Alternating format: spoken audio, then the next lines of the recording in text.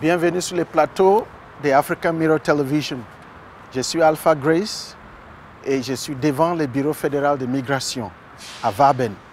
Je veux que vous me suivez pour l'interview avec les responsables d'audition des requérants d'asile, ainsi de parler sur les questions de discrimination, le racisme et puis les vivre ensemble en Suisse.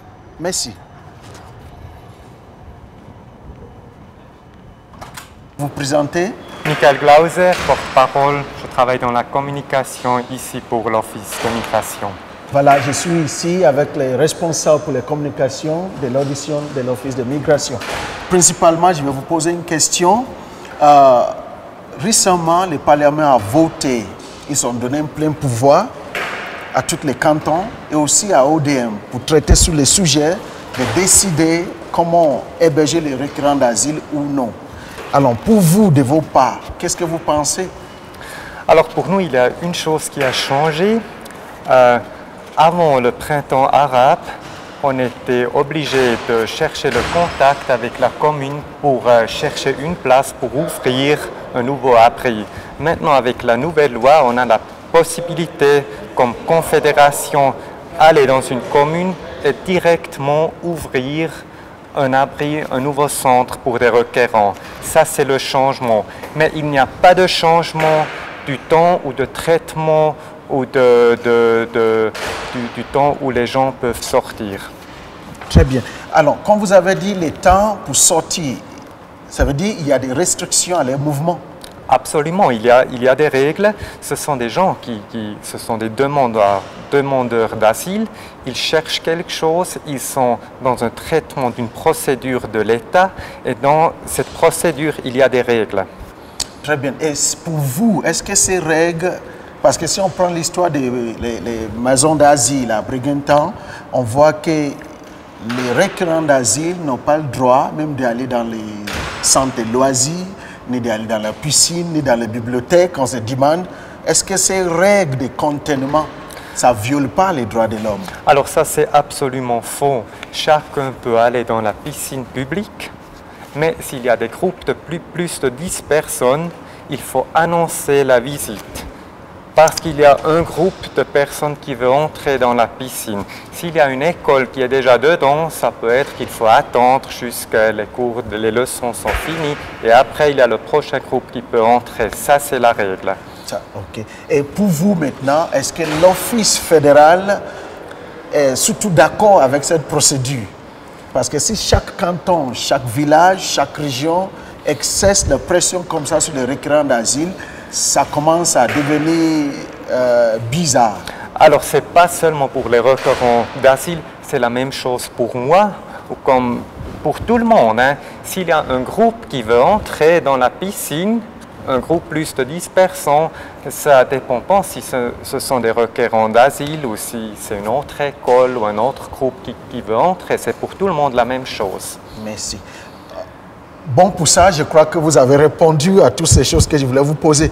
Mais pensez-vous que les requérants d'asile, ils sont vraiment une menace pour la Suisse ou pour notre société? Non, pas du tout. Pas du tout. La Suisse est un pays ouvert. Il y a toujours des différentes opinions, mais jusqu'à maintenant, on a eu très peu de problèmes. C'est vrai, s'il y a une personne qui fait des problèmes, c'est déjà dans les médias, c'est un sujet très sensible, mais en général, on n'a pas du tout de problème et ce n'est pas une menace pour la Suisse. Merci beaucoup. Et parmi ces requérants d'asile, je crois qu'il y a des catégories. On voit qu'on cherche à trouver des profiteurs, des touristes ou bien des gens qui cherchent à abuser des services sociaux suisses. Pour vous, en tant que l'institution fédérale, est-ce qu'il y a des collaborations cantonales, municipales pour remédier à ces situations et pour détecter quels sont les abuseurs et quels sont des vrais réfugiés? Bien sûr, pour nous, c'est très important qu'on travaille ensemble. Ce n'est pas seulement la confédération qui est responsable, ce sont aussi les cantons. Et il faut en Suisse travailler très proche ensemble avec les cantons pour mener ces procédures d'asile. Ça, c'est très important pour nous. Et vous croyez qu'il y a des résultats positifs ou non? On est en train de faire une grande réorganisation. On a déjà, dans les 2 années passées, on a amélioré les procédures. Maintenant, on a les premiers résultats. On est devenu plus vite à décider les cas. Et ça, c'est très important, pas seulement pour nous, pour l'État de Suisse, mais aussi pour les personnes concernées, parce que ça ne sert à personne s'il faut attendre des mois et des années jusqu'on a une décision et pour savoir si on peut rester ou pas. Ça, c'est parfait, parce qu'aujourd'hui, si on voit les discours qui se passent internationalement, même avec le printemps arabe, on voit que le regard avec la Suisse a changé. Vous êtes d'accord avec moi? Maintenant, certains se disent un pays qui est de la valeur, de l'humanité, des accueils à l'époque ou bien ici. Est-ce que c'est la même histoire? Est-ce que la Suisse a changé réellement ou non? On peut dire les derniers mois, on a changé parce qu'on a amélioré les procédures. Si je dis changer dans le sens que est-ce qu'on a changé cet esprit de charité, de l'humanité? Non, l'esprit n'a pas changé, les lois sont les mêmes. On est toujours sur la voie, on protège les gens qui sont en danger et les personnes qui ne sont pas en danger doivent rentrer. Et il faut trouver les personnes qui sont vraiment en danger. Dès qu'on a pris une décision, on peut commencer à intégrer les gens. Les gens qui ne peuvent pas rester doivent partir. Si vous êtes d'accord avec moi. Alors, regardez ce que Madame le chef du département fédéral a dit, Madame Soumaoro Gaïla a dit, justement que les demandeurs d'asile, ils ont une liberté de mouvement. Mais si vous voyez ce qui se passe dans différents centres d'asile, est-ce que ce n'est pas une contradiction?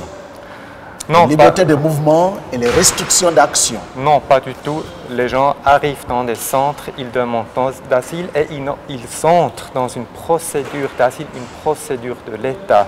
Pour cette procédure, on a besoin des règles. Ça, c'est le droit, ce sont des lois, ce sont des ordonnances qu'il faut suivre. Alors, on a vu dans certains cantons, dans certaines régions, alémaniques ou bien francophones, il y a même des conteneurs.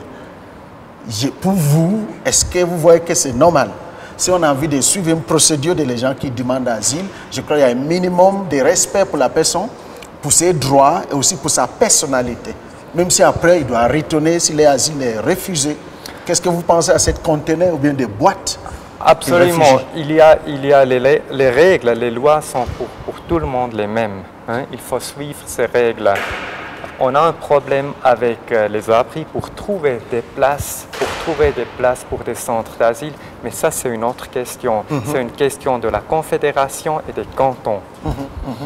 Mais vous voyez que des cantons qui sont acceptés de placer des boîtes, comme je dis, les conteneurs, est-ce que c'est dans l'esprit humanitaire ou bien l'esprit de punition, de dissuasion? Non, ce n'est vraiment pas le but. Le but aujourd'hui, c'est de trouver des places pour des requérants pour mener des procédures d'asile. Ça, c'est la question et ce sont des problèmes parce qu'on ne trouve pas de places pour Alors, des vous trouvez que c'est normal? Je ne dis pas normal. Après le printemps arabe, on a reçu beaucoup plus de demandes d'asile et on était sous pression parce que les abris étaient pleins. Et pour ça, on était sous pression comme État, comme canton, de trouver des places. Ce sont des situations très serrées dans les abris et pour ça, il faut trouver des places. C'était le problème. Alors, si on voit, selon vous, le problème qui se pose, il n'y a pas de place, alors on a inventé des sortes de structures mobiles pour contenir ces requérants d'asile. Regardez maintenant avec moi, si après les procédures d'asile, un asylant est accepté en titre provisoire, qui a vécu certains traitements. Moi, je me rappelle des choses qui se passaient dans le canton de Neuchâtel, qu'on trouve que les places où les requérants d'asile restent, même les gens qui les protègent, les violent. On se demande, est-ce que le processus abute dans ce sens pour respecter les droits de l'homme? Alors, en Suisse, les règles sont d'abord, c'est la Confédération qui est responsable, après c'est le canton. Ça, c'est le fédéralisme. Moi, je peux parler seulement pour la Confédération. Dès une personne est partie dans le canton parce qu'elle peut rester, c'est le canton qui est responsable. Dans ce cas, je ne peux rien dire. Je ne connais pas les cas de Neuchâtel. Neuchâtel, parfait. Alors, prenez pour terminer ma question avec vous. Est-ce que les services dans l'Office de migration est prêt de dialoguer dans un forum, de parler avec la société civile, les organismes responsables, même des responsables des communes, pour voir l'échange entre politique d'intégration, de migration et aussi les réactions des peuples et le village. Qu'est-ce que vous pensez? Absolument. Dans chaque commune, on a un groupe de travail qui entre en travail dès qu'on ouvre un abri. Et on est toujours en contact avec des gens, des habitants de la commune, des autorités de la commune, mais aussi du canton. Mais il y a aussi des voisins, des gens qui habitent près de l'abri, qui peuvent entrer dans ce groupe pour le dialogue, pour ouvrir un dialogue.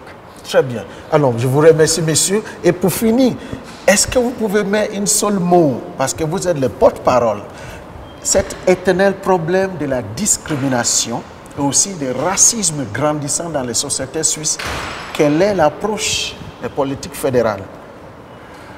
On veut protéger les gens qui sont en danger et les gens qui ne sont pas en danger ont le droit de suivre, je vais recommencer, comment on dit ça en français? On veut protéger les gens qui sont en danger, mais les gens, tout le monde a le droit de suivre, de mener une procédure d'asile, mais après la décision, il y a deux chemins. On commence avec l'intégration ou on doit partir. On doit partir. Maintenant, je veux que vous repreniez cette question encore. Je vais le prendre parce que je veux comprendre quelle est votre position. D'accord. Si la procédure a but à l'intégration, c'est déjà autre chose. Si c'est non, on va les refouler. Mais il y a cette problématique de le racisme. Parce que maintenant, on voit qu'il y a une intolérance qui est grandissante dans la société suisse. Est-ce que c'est la présence des migrants ou bien c'est la politique qui a des difficultés à suivre les flux migratoires? Ok.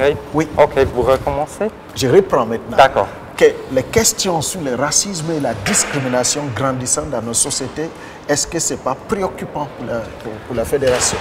Non, en général, il n'y a pas de racisme.